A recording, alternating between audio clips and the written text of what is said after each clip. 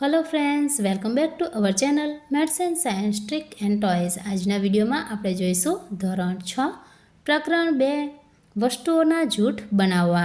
जेमां अगाउना विडियो में आपणे माहिती मेळवी सखतपणुं, जेमां नरम पदार्थ अने कठोर पदार्थनी आपणे माहिती मेळवी। आजना विडियो में छे स्पर्श।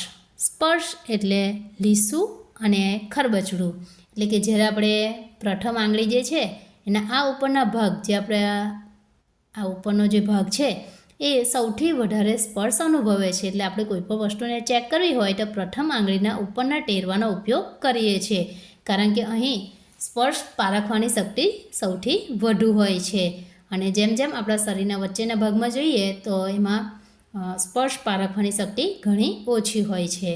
તો કોઈ વસ્તુ લીસી છે આપણે આ રીતે સ્પર્શ કરીને નક્કી કરી શકીએ છીએ। તો સ્પર્શમાં બે આવશે, લીસું અને ખરબચડું। લીસું જેના ઉદાહરણમાં આવશે કાચ, ડોલ, રકાબી, તાંબાનો તાર, મોબાઈલનો ટફન ગ્લાસ। તો આ તમામ વસ્તુઓ જે છે એ લીસી વસ્તુઓ છે।